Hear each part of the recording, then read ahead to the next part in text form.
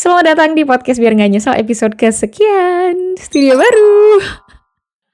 Jadi buat news listeners yang nggak tahu, beberapa minggu lalu, jadi kurang lebih hampir sebulan yang lalu, kami pindah dari kontrakan yang sebelumnya ke kontrakan yang baru ini, dan alhamdulillah di sini ada kamar kedua yang ada 2 sumber cahaya ilahi gitu loh di sini. Jadi kayaknya ini oke kalau buat take podcast, dan ini dirapihin sedemikian rupa biar lebih enak dipandang. Jadi untuk beberapa episode ke depan kamu akan ngeliat tampilan podcast ini kurang lebih akan kayak gini. Gimana menurutmu? Semoga cukup lumayan menyegarkan ya. Jadi di episode kali ini aku mau sharing 15 best purchase yang aku lakukan yang ternyata secara function itu lumayan improve my overall life dan bahkan karir. Kalau kamu penasaran, mungkin kamu lagi butuh referensi untuk lebih bisa mindful buying, kamu bisa tonton ini sampai habis. Disclaimer dulu nyesel listeners, sebelum kamu menerima isi konten ini mentah-mentah. Beberapa dari barang yang aku beli itu bisa jadi itu di luar kebutuhanmu, bisa jadi itu masuk di kebutuhanmu juga, tapi preferensi kita beda atau mungkin taste dan selera kita beda. Tapi yang paling pengen aku ingetin adalah, ini kan udah mau tahun baru ya. Biasanya kalau mau tahun baru tuh ada aja gitu loh resolusi-resolusi yang membutuhkan spending baru. Apapun yang mau kamu lakuin terhadap spending, jangan lupa untuk selalu mindful. Jadi dari 15 barang yang mau aku share ini, aku akan sharing tentang apa aja consideration ketika aku beli dan gimana manfaatnya, kenapa itu bisa improve my overall quality of life. Yang pertama adalah cheap block notes. Yang aku maksud cheap block notes itu adalah ini. Block notes spiral kayak gini. Kenapa aku bilang ini cheap? Karena kayaknya hampir semua block notes spiral yang aku pakai itu adalah gratisan dari workshop, webinar, event-event gitu lah ya. Nah, ini tuh selalu bermanfaat karena di setiap sesi coaching aku tuh harus selalu mencatat. Dan gak cuma sesi coaching, lagi meeting. Kadang kalau aku lagi brain dumping, kalau nggak ada buku atau tempat yang proper, apalagi kalau brain dumping itu masih sangat-sangat berantakan, semua akan langsung aku taruh di block notes kayak gini. Jadi kalau kamu lihat, ini pasti tulisannya hampir tidak bisa dibaca gitu. Karena biasanya kalau aku udah naruh block notes di sini, kalau ada yang benar-benar penting atau dia akan jadi output, aku akan organize itu di tempat lain. Ditambah aku tuh nggak bisa banget kayak kalau ada pikiran sesuatu tuh diingat-ingat terus gitu tuh nggak bisa. Kayak dia harus pindah ke tempat lain yang lebih aksesibel. Dan yang paling gampang tuh adalah nulis kan, dicoret. Jadi aku selalu kemana-mana tuh bawa ini sama ini. Pokoknya sementah itu catatannya. Tapi kayak harus selalu ada kayak ginian. Kalau nggak bisa, gue pernah sharing kayaknya di story deh. Aku akan survive dengan kayak gini nih. Stroke makanan, kertasnya McD itu kadang gue pakai karena aku saking butuhnya tempat buat coret-coret. Kalau kamu juga iya, nah ini bisa jadi life savior kamu biar otak itu nggak dipakai buat nyimpan hal terus gitu. Yang kedua adalah, ini salah satu pembelian yang aku lakukan di tahun akhir 2023. Ini tuh adalah Life Plan Journal. Kebetulan tidak di-endorse, jadi kalau mau endorse boleh masuk. Ini adalah journal book yang dia itu udah template atau udah guided gitu ya istilahnya. Jadi, kenapa ini tuh salah satu best purchase? Karena ini salah satu journal dengan kualitas built-in yang paling bagus mungkin gitu ya. Ditambah dia udah guided dan secara template itu nggak yang boring, cukup functional. So, I will show you a bit of it. Karena kalau kamu pengen tahu detailsnya, mending kamu langsung ke Shopee atau ke Instagram ya. Tapi yang aku suka dari journal ini adalah yang pertama dulu deh, desainnya tidak norak ya. Desainnya nggak alay.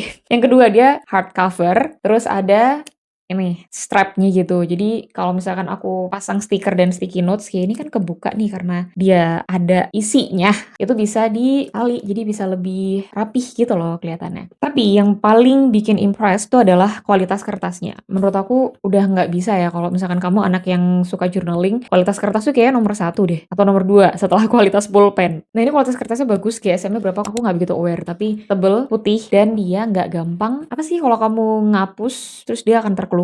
Dia nggak kayak gitu. Terus, nah ini yang agak eksperimental ketika pertama aku beli ini karena dia itu guided. Jadi template-nya itu adalah template-template yang aku nggak tahu apakah aku butuh atau enggak. Jadi eksperimental aja. Jadi aku coba di sini ada beberapa template kayak My 100 List, terus ada Brain Dump Mastery yang tidak aku kerjakan kebetulan, Enhancing Self Dialogue. Tapi seru sih template-nya. Nah, terus yang bikin ini seru juga saat itu adalah dia tuh bentuknya tuh kayak bullet journal yang untuk nge-manage dan nge-organize jadwal-jadwal kamu yang sibuk, karena bentuknya dia akan kayak gini, schedule monthly block gitu. And then, nah kayak gini. Jadi day by day, hours by hours gitu. Yang turns out ketika aku pakai itu lumayan experience-nya beda banget. Tapi karena kebanyakan sesi coachingku dan kesibukanku itu juga antara coaching atau meeting dilakukan secara online dan udah di schedule otomatis lewat Google Calendar. Jadi agak kepisah kan itu antara schedule digital dan analog. Akhirnya yang analog aku jadi harus tulis double. Jadi kayak apparently itu tidak jadi kepake setelah dijalanin hampir setengah tahun. Tapi yang aku masih appreciate dari template ini adalah di belakang tuh masih banyak nih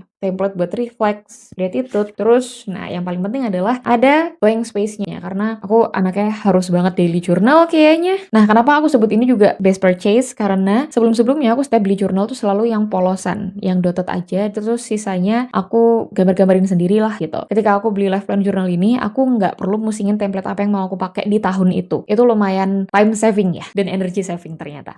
Yang ketiga adalah, nah ini sekarang adalah teman aku. Akhirnya aku mau beli tumbler guys. Kalau ada di episode aku yang sebelumnya ngomongin tentang lifestyle, aku sempat galau setengah mati kayak kenapa sih aku tuh harus beli tumbler yang kualitas tertentu atau mungkin brand tertentu gitu. FYI ini brandnya nggak terkenal. Aku nggak tahu ini brand apa dari mana. Tapi aku ngeliatnya cuma secara fungsinya aja. Jadi karena sekarang aku tuh mobility-nya alhamdulillah lumayan tinggi, jadi harus beberapa kali nyetir sendiri dan kalau nyetir itu biasanya akan lupa minum sehingga aku butuh botol minum yang lebih gampang dibuka. Dan ini sangat preferensi ya. Aku tuh nggak bisa minum yang kalau bibir kita tuh nempel sama bibir botol. Kamu gitu juga gak sih? Sehingga aku nyarinya tuh agak repot waktu itu. Kayak harus ada yang sedotan. Dan spoutnya itu harus itu harus sedotan doang. Bukan yang dibuka di sini atau yang diputar semuanya. Dan sedotannya harus yang bisa diganti. Di sedotannya doang. Lepasan gitu loh. Jadi bukan kayak botol minum anak SD yang sedotannya gabung sama ini tutupnya. Ngerti kan? Ngerti kan? Nah akhirnya karena merek-merek yang terkenal, yang kamu pasti tahu, yang harganya tuh seharga tandon air, itu nggak ada yang speknya seperti yang aku butuhkan. Jadi, I don't care about the brand, ini memenuhi. Dan aku sekarang tuh susah banget untuk tidak minum air dingin. Kalau lagi di luar, jatuhnya adalah jajan. Ya meskipun cuma ke minimarket beli air mineral, tapi lumayan loh. Spendingnya Rp6.000 dikali sekian kali aku beli air minum. Ini sangat menghemat sih. So, best buy. Yang keempat adalah investasi ke nutritionist.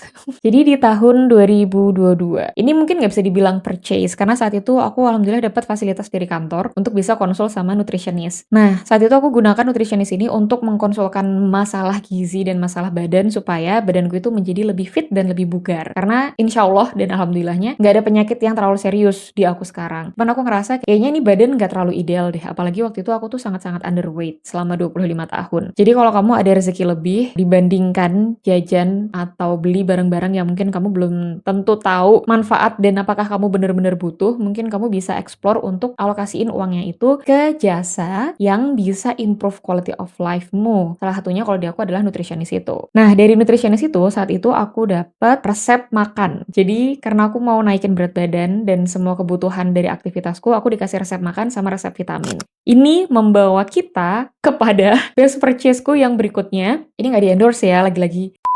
Gila ya, aku bawa botol ini tuh berasa kayak mbak-mbak sales obat gitu loh. Tapi ini salah satu best purchase. Aku beli vitamin Blackmores. Terserah brandnya apa. Tapi intinya adalah omega 3 gitu, fish oil. Waktu aku dikasih sama nutritionist itu, pertama kali aku konsumsi omega 3 itu sampai 3 kali dosis orang normal. Kayak, emang aku sedefisit itu ya untuk nutrisi dan vitamin penunjang? Kayaknya iya. Nah sekarang karena udah jalan 3 tahun dari sejak minum omega 3 pertama kali, dosisnya udah balik normal. Tapi manfaat yang aku rasain adalah kayak metabolisme tubuhku tuh jadi lebih bagus gitu. Terutama yang kaitannya dengan pencernaan dan nafsu makan. Aku tuh bukan orang yang suka makan. Jadi sangat nggak heran kalau aku underweight buat 25 tahun aku hidup. Berat badanku tuh nggak pernah lebih dari 42 kg.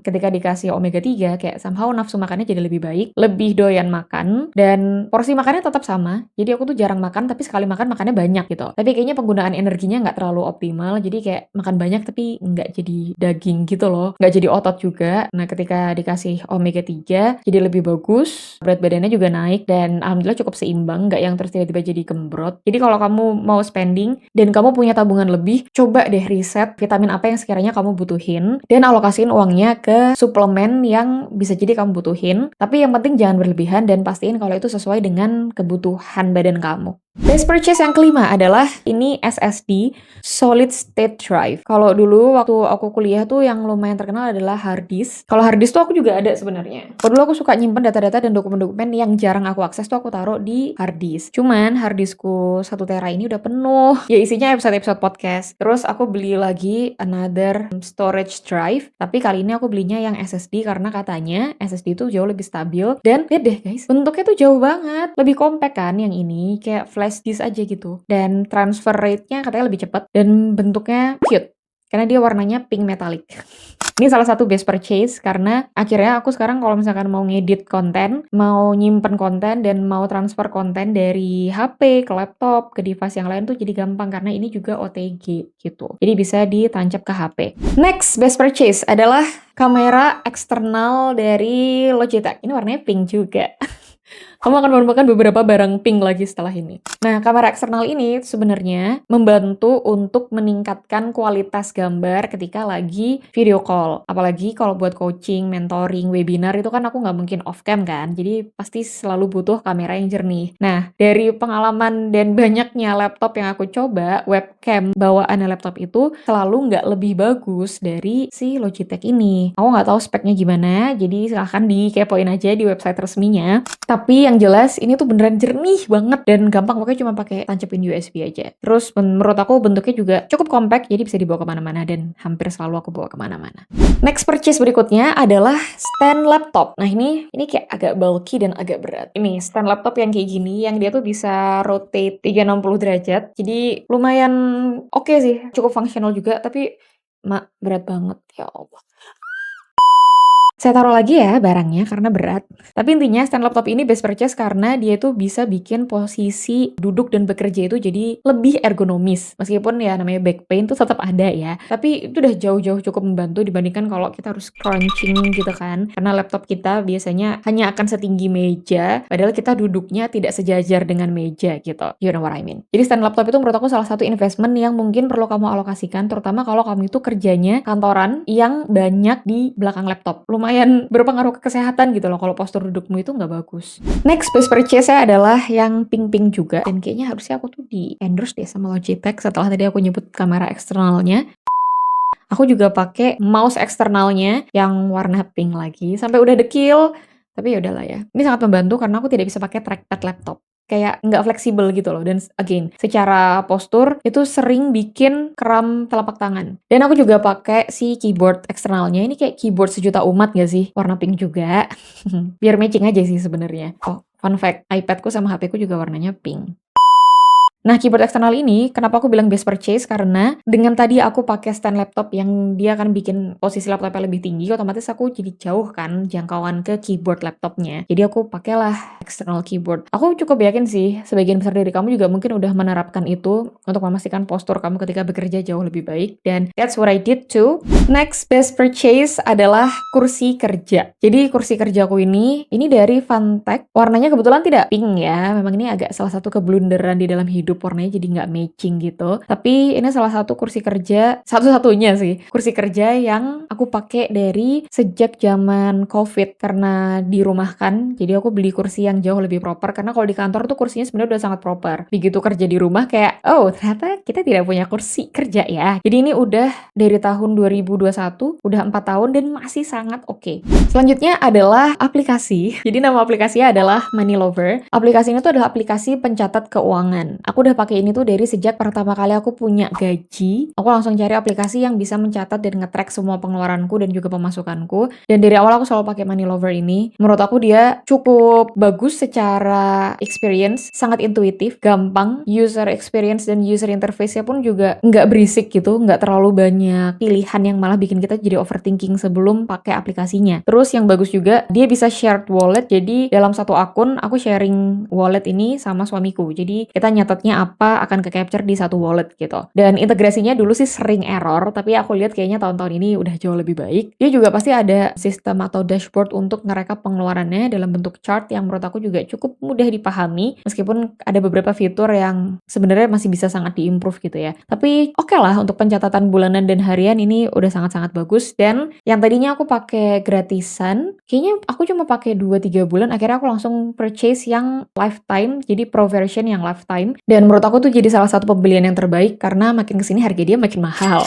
Itu yang pertama. Yang kedua, Lifetime tuh jauh lebih hemat dibandingkan harus subscribe tiap bulan. Dan harganya saat itu tuh kayak cuma 100.000 deh gitu. Jadi aku beli di saat mereka masih early stage mungkin ya. Ini aplikasi Filipin by the way. Jadi mungkin ya secara kurs nggak terlalu jauh dibandingkan kalau kita beli aplikasi yang di-develop sama orang-orang USA. Ini affordable banget. Kalau kamu baru pertama kali atau mungkin kamu belum pernah mengelola pengeluaran kamu dengan jauh lebih sistematis, aku akan sangat menyarankan agak urgent untuk kamu nyatat pengeluaran kamu secara digital. Kalau secara analog manual tuh pasti frictionnya lebih besar. Jadi ketika kamu mau nge-review pengeluaran kamu akan males karena harus ngitung manual. Sedangkan kalau kamu nyatetnya secara digital, udah ada rekapannya, akan lebih gampang lah gitu. Dan efeknya tuh luar biasa ya. Kalau kamu nyatat pengeluaran kamu beneran jadi tahu sebenarnya kebutuhan kamu itu seberapa. Kamu jadi bisa mengusahakan kalau kamu perlu income lebih atau kamu bisa mengusahakan biaya mana yang sebenarnya bisa dihemat. Dan ini selalu kami pakai tiap akhir bulan tuh, kami selalu eval pengeluaran apa yang lagi boncos bulan ini. Terus buat dana pensiun dan dana darurat, kita tuh berarti harus ngumpulin berapa, kita bisa nabung berapa, nabungnya mau didiversifikasi kemana tuh juga jadi lebih kebayang karena ada pencatatan pengeluaran.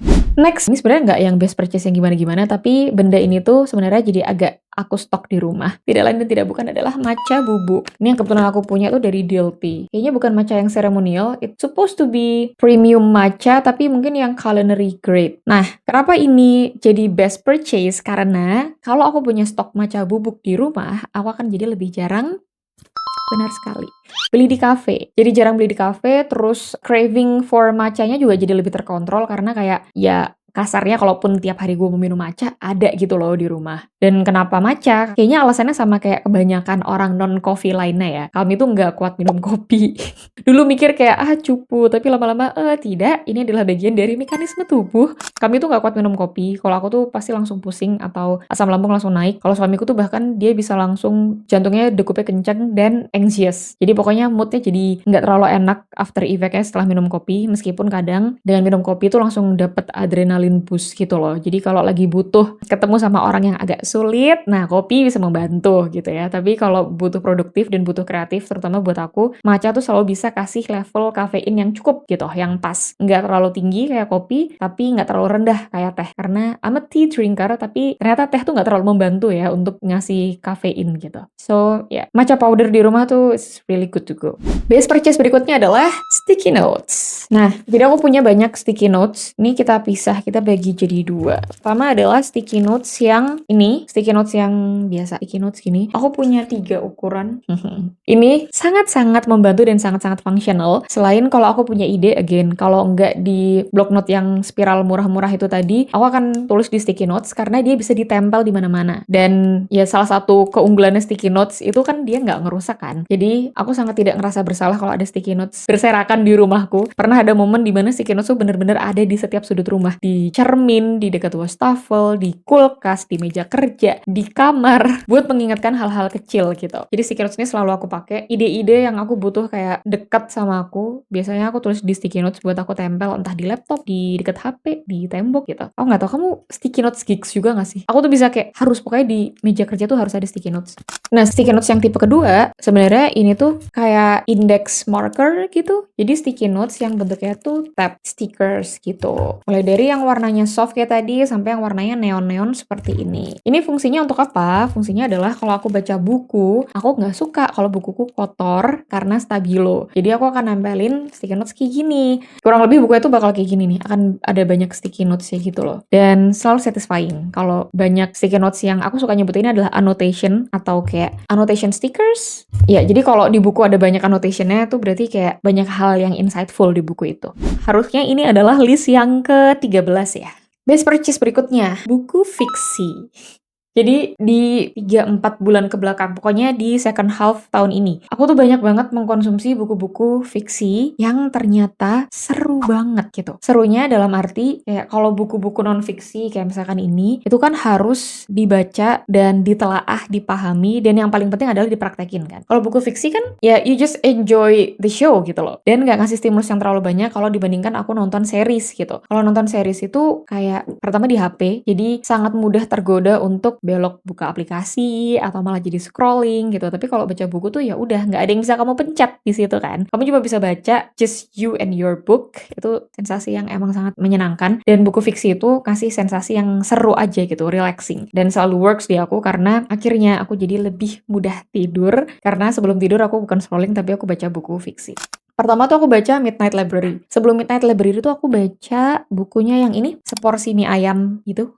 Ini juga bestseller, jadi aku juga yakin pasti sebagian besar dari kamu juga pernah baca mungkin. Terus Midnight Library selesai, aku langsung move ke yang Yellow Face. Ini bagus, ini bookception gitu. Sensasinya pokoknya seru deh. Itu udah habis, aku langsung ke yang ini. Ini sekarang yang lagi aku actively read, si Keigo Higashino, Keajaiban Toko Kelontong Namiya. Banyak yang bilang ini juga bagus, dan waktu aku jalan kayak seru juga. Baca cerita yang penulisnya Jepang tuh fantasinya tuh kayak another level gitu. So ya, it's salah satu best purchase, dan aku jarang menyesal, meskipun sering sih aku beli buku fiksi itu kebanyakan impulsif sih. Tapi aku nggak menyesal karena aku yakin someday buku ini tuh bisa aku baca ulang pertama. Yang kedua, value-nya nggak akan menurun walaupun udah lama dipakai. Beda sama kalau misalkan kita punya HP atau kita punya kendaraan, kalau udah lama-lama kan dia akan terdepresiasi. Aku rasa buku itu enggak. Dan kalaupun aku udah bosen banget, buat aku dia udah nggak akan aku baca lagi, selalu bisa aku donasikan, aku pinjemin ke orang, atau ya udah jadiin koleksi aja. Nah, best purchase berikutnya yang juga mensupport buku-buku ini adalah sampul Mika. Jadi aku dari SD dibiasakan sama mamaku untuk setiap buku itu harus disampulin. Makanya kalau kamu lihat ini tuh harus ada sampul Mikanya. Karena kalau enggak, menurut aku sih haram hukumnya membaca buku yang belum dikasih sampul Mika. Karena beda banget buku yang kalau nggak disampulin, dia tuh covernya di ujung-ujung tuh pasti akan langsung jebret gitu loh. Ya namanya juga kertas kan. Jadi akan lebih gampang rusak. Terus secara appearance juga kalau udah rusak buat aku itu tidak lebih menarik. Nah, mending invest ke sampul Mika ini tuh murah banget, kayak 5.000 kamu dapat gulungan sepanjang 3 meter mungkin. Kamu bisa pakai puluhan buku buat disampulin hanya dengan ini. So it's the best purchase dan selalu ada di rumah. Best purchase yang terakhir adalah, ini buat yang belum tahu Nyesel listeners, ini adalah electric diffuser. Jadi aku sangat suka wewangian, apalagi kalau misalkan habis pindah rumah, gimana caranya untuk membuat rumah orang itu terasa jadi rumah kita sendiri. Kenapa kesannya kayak gue mau ngambil rumah orang ya? Tapi biar suasananya itu jadi lebih homey adalah masukin elemen-elemen yang memang itu tuh kita banget gitu loh. Nah, kalau buat aku dan suami yang cukup berpengaruh itu adalah pewangian. Jadi banyaknya jenis pewangian yang udah aku pakai, mulai dari yang candle, aku pakai yang reed diffuser juga, pernah pakai yang digantung yang kayak keraton gitu. Sampai udah pernah dicoba, termasuk yang electric diffuser ini. Menurut aku ini yang diantara semua jenis pewangian rumah, ini yang paling oke karena pertama, dia lebih safe. Dia tidak dibakar dengan api. Pernah masang candle terus lupa matiin, resikonya tuh kayak hidup dan mati gitu. Tapi kalau yang ini cenderung lebih safe. Bahkan suami aku tuh sampai beliin colokan yang ada saklarnya biar lebih gampang dan lebih safe again. Terus menurut aku dia wanginya juga jauh lebih stabil. Beda sama reed diffuser yang stick, kayak harus dibalik. Belum lagi kadang parfumnya atau sticknya itu kayak mengkristal karena terlalu sering kena AC biasanya, atau terlalu sering kena paparan matahari, makin repot lagi lah nge-maintainnya. Nah kalau ini kan tinggal colok. Meskipun kamu perlu invest ke ini namanya Wallflower. Kebetulan ini aku punya dari Bath Body Works. Aku tuh nggak tahu apakah cuma Bath Body Works ya yang punya Wallflower. Kalau ada yang punya brand lain tuh kayaknya aku jadi bisa punya banyak pilihan gitu loh. Tapi so far cuma Bath Body Works yang punya. Parfumnya, koleksinya itu juga nggak sebanyak candle-nya. Jadi kayak agak terbatas. Tapi once kamu nemu wangi yang enak, beli yang ini aja sih kata aku mah. So itu dia best purchase yang pernah aku lakukan selama ini yang secara signifikan ataupun secara gradually itu improve my quality of life. Siapa tahu bisa jadi inspirasi kamu juga, tapi again ingat, yang kamu beli pastikan itu karena kamu butuh, atau kalaupun emang kamu pengen nggak butuh-butuh amat, setidaknya kamu ngelakuin itu secara lebih mindful. By the way, sebelum menutup podcast ini, kalau kamu nonton video ini antara tanggal 22 sampai 29 November, itu adalah periode untuk kamu bisa pre-order merchandise podcast Biar Nggak Nyesel. Ini salah satunya yang aku pakai. Ini adalah kaos Surviving Adulthood, one episode at a time, #Nyesel listeners. Warnanya merah marun ya, cuman kayaknya lighting kok membuat ini menjadi merah RT. Warnanya ada warna merah marun dan warna hitam, itu yang Biar Nggak Nyesel t-shirt. Kamu kalau penasaran, kamu bisa kepoin di Shopee official merchandise podcast Biar Nggak Nyesel di Tiny Regret Department. Selain kaos ada juga acrylic keychain. Wow. Tada! It's pretty premium karena hooknya aku ganti yang lebih bagus dan ada kayak charms-nya gitu loh. Selain itu juga ada e-money, e-toll, tapi kamu bisa pilih kamu mau yang dari bank apa, yang umum dipakai di Indonesia. Tapi desainnya menurut aku ini sangat biar nggak nyesel ya. Jadi kalau kamu tertarik jangan sampai kehabisan karena ini adalah launching pertama. Jadi aku akan launch limited dulu. Kalau antusiasmenya oke, mungkin kita bisa buka batch berikutnya. Dan kalau kamu ada ide untuk produk apa yang bisa dijadiin merchandise seru buat podcast ini, let me know in the comment. So seperti biasa, aku pengen tahu apa yang menurut kamu menarik dari episode kali ini. Ada nggak dari barang-barang tadi yang kamu cukup terinspirasi dan menurut kamu itu juga perlu dan butuh dan bisa improve quality of your life? Kamu bisa tulis di kolom komentar. Kalau kamu ada pertanyaan, kamu selalu bisa tanyain juga di kolom komentar atau kamu bisa DM di Instagram podcast ini biar nggak nyesel.podcast. Dan kalau kamu mau kepoin coaching programku yang hampir selalu ada, insya Allah, aku udah taruh linknya di deskripsi episode ini atau kamu juga bisa kepoin di Instagram pribadiku @tashalma. Kita ketemu di episode-episode berikutnya. Semoga ada episode yang lebih seru dan relatable juga buat kamu. Jangan lupa didengerin biar kamu nggak nyesel. Bye!